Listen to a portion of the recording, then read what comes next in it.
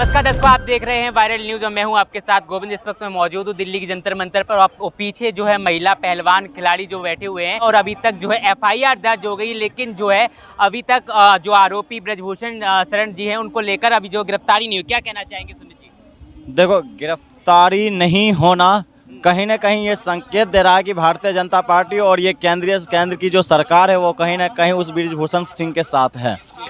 साथ होने का मतलब ये है कि जो सरकार इस राष्ट्र में अगर अपनी सत्ता बनाई थी तो बेटी के नाम पे बनाई थी और बहन के नाम पे बनाई थी और नारी शक्ति के नाम पर बनाई थी। और आज जब उस नारी शक्ति को सरकार की ज़रूरत पड़ा तो सरकार ने खुला छूट दे दिया। कहने का मतलब है कि उसको अकेला छोड़ दिया। और आज वो बहन और वो बेटी, वो तमाम जो नारी है, वो सड़क पे यहाँ बैठ रही है, रात्रि गुजार रही है, लेकिन सरकार ऐसे की ऐसे सोई पड़ी है। आप ये बताइए, भारतीय जनता पार्टी देश के लिए है या देश का जो राजनीति है राजनीति कर रही है, या माफिया के साथ है, या देश हित के लिए कार्य कर रही है? ये सभी जनता को सोचना चाहिए और ये आप लोगों को, मीडिया को भी सवाल उठाना चाहिए, सरकार से सवाल पूछना चाहिए। मैं मानता हूँ, चलो एक बार को मैंने मान लिया कि भारतीय जनता पार्टी के जो ब्रजभूषण शरण सिंह है वो आरोपी नहीं है, उन्होंने कुछ नहीं किया। तो भारतीय जनता पार्टी और ब्रजभूषण शरण सिंह को ये मादा क्यों नहीं होता, ये हिम्मत क्यों नहीं होती है कि वो जंतर मंतर पर आएँ और यहाँ पे आके बहन बेटी से बात करें और आंख में आंख डालकर सवाल का जवाब दे कि हाँ मैं गलत नहीं हूँ। लेकिन आप चैलेंज एक्सेप्ट तो कर दिया ना उन्होंने, कि कह दिया कि मैं गलत नहीं हूँ, मुझे फंसा नहीं। एक एसी में बैठकर, एक रूम में बैठकर ट्वीट कर देने से क्या असलियत का बयान हो जाता है? मैं ये पूछना चाहता हूँ आपसे ही पत्रकार महोदय कि अगर कोई चीज़ लोकतंत्र में अगर प्रूफ करना होता है तो लोगों के सामने और लोगों की आवाज़ बनकर उसकी प्रूफ होता है, सिद्ध साबित होती है। तो आप अगर ट्वीट कर रहे हो तो आपका जो आवाज़ है मात्र 50 मीटर की दूरी पर है और आपको कोई दिक्कत भी नहीं होगा आने में। आप तो पैदल मार्च करोगे, मॉर्निंग वॉक के लिए निकलते होंगे, आप तो यहीं से जाते होंगे, तो थोड़ा सा राइट हैंड में आके अंदर और विनेश फोगाट जी से और साक्षी मलिक जी से बात कर लेते। क्यों कहना चाहता हूँ, बात सुनिएगा। आप देश के लिए मेडल लाने वाली जो बहन है, जो देश की बेटी है, उनके आँखों में आंसू आना कहीं ना कहीं देश के लिए खटकने की बात है।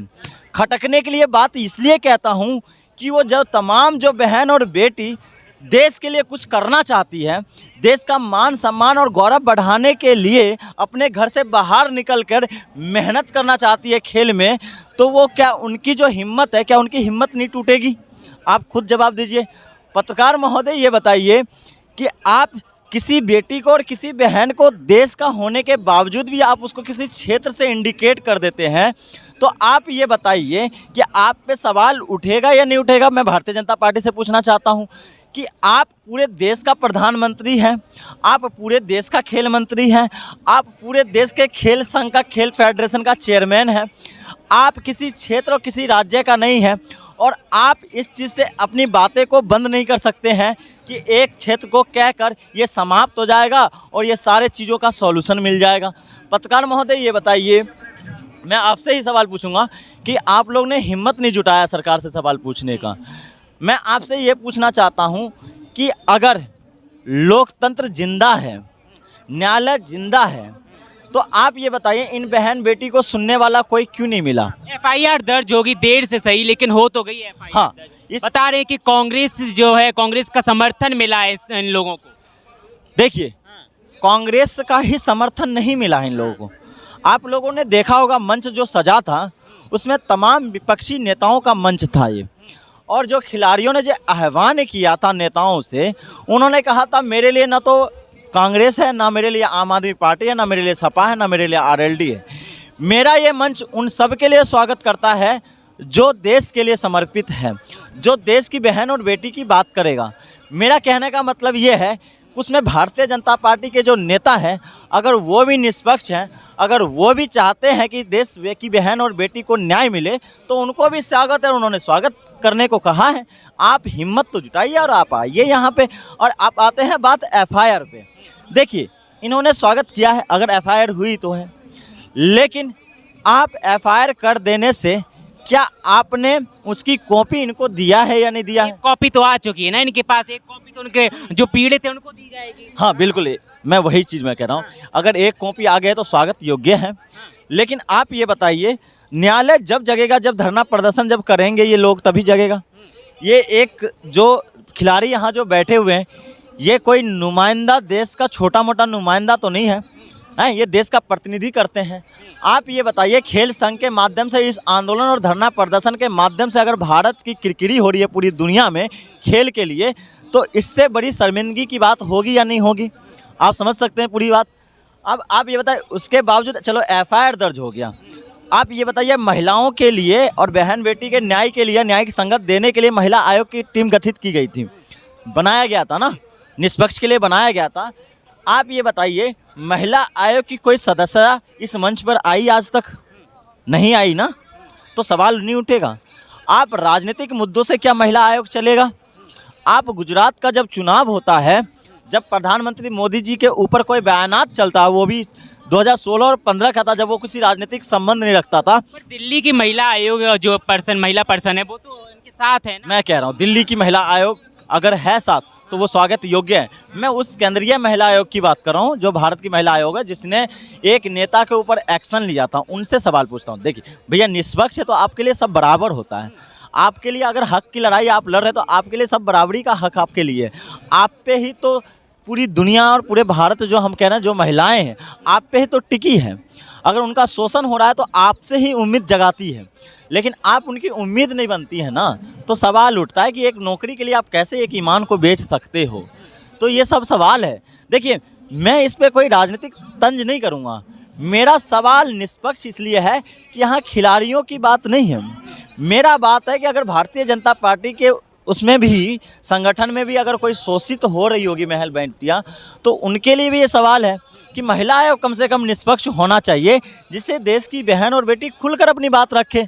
मानिएगा आप, अगर उनको आज़ादी है, अगर हम नारी शक्ति की बात ही करते हैं, नारी उदारीकरण की बात करते हैं, तो ये चीज़ तो अच्छी बातें होनी चाहिए ना हमारे लिए। आप ये खुद बताइए, क्या देश की अस्मिता के लिए सही बात है कि हमारी जो देश को नेतृत्व करने वाली बेटी यहाँ सड़क पे बैठे?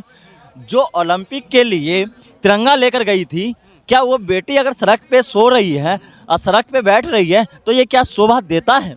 शोभा तो मुझे नहीं लगता। अगर मैं देश का नागरिक हूँ और नागरिक होने के नाते मुझे नहीं लगता ये शोभा देगा।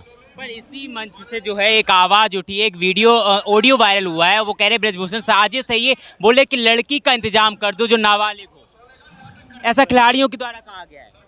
कौन से खिलाड़ियों के द्वारा, किसके लिए मतलब कह रहे हैं आप?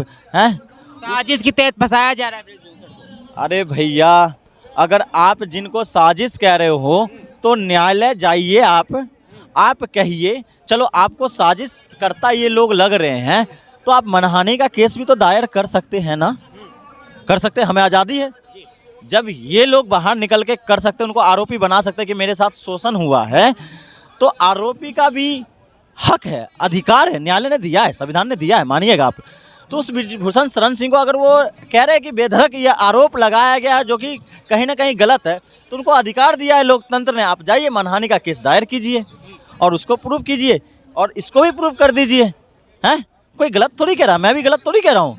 मैं कह रहा हूँ जो सही है वो आका निकलना चाहिए, कम से कम देश हित के लिए बात है, क्योंकि पूरी दुनिया में किरकिरी हो रही है और देश का अपमान मतलब भारत माता का अपमान, और भारत माता का अपमान मैं चाहता हूँ कि 140 करोड़ के जो लोगों की वासी का जो भारत है कोई सहन नहीं करेगा। इस चीज़ को मानिए पत्रकार महोदय। आखिरी सवाल ये है कि क्या ये जो अभी चल रहा है ये महिला पहलवानों के साथ, क्या लगता है कि अब राजनीति शुरू हो गई कहीं? देखिए राजनीति मंच तो है, इससे मना तो नहीं कर सकते ना। जब राजनीति के राजनेता लोग आ रहे हैं यहाँ पे, तो राजनीति का अखाड़ा तो है, मानिएगा आप। लेकिन राजनीति का अखाड़ा किस लिए है वो समझने की ज़रूरत है हमें, और पत्रकार महोदय और लोगों को ये समझने की ज़रूरत है कि राजनीति का अखाड़ा देश की बेटी के लिए है और देश की बहन के लिए है कि उनको न्याय कैसे मिले। अखाड़ा बनना बहुत अच्छी बात है लोकतंत्र में। तो आप ये बताइए, नेताओं का होना तो ज़रूरी है महोदय, अगर लोगों की आवाज़ बनना तो नेताओं का होना ज़रूरी है। लेकिन अगर सही बात के लिए वो आ रहे हैं तो बहुत सही है कि हाँ नेता लोग आ रहे हैं। मैं तो विपक्ष के जो सदन जो पक्ष है और विपक्ष पक्ष के नेता को भी कहता हूँ, आप आइए और स्वागत योग्य है और आप अपनी बात रखिए और सही को सही और गलत को गलत तो मंच से कहिए ना। हिम्मत जुटाइए, मन से कहिए, देश स्वागत करेगा आपका। तो देखा आपने, सुना कि जिस तरीके से बताया कि महिला खिलाड़ियों के साथ पूरा देश साथ दे रहा है, वहीं विपक्षी नेता भी जो है साथ में आ रहे हैं। और लेकिन अभी तक इनकी एफआईआर तो दर्ज होगी, लेकिन अभी गिरफ्तारी को लेकर कोई भी वारंट सामने नहीं आया है। और इनके साथ जो है कई नेता भी यहाँ पर आज आए थे, अभी जो है आने वाले हैं। ऐसे ही लगातार इनके साथ जो है सुनवाई चल रही है। तो इसी के साथ देखते रहिए वायरल न्यूज़ और कमेंट में करके अपनी राय जरूर बताइएगा कि क्या इनके साथ आगे की कार्रवाई में क्या होना चाहिए। अपनी कमेंट में राय जरूर बताइएगा।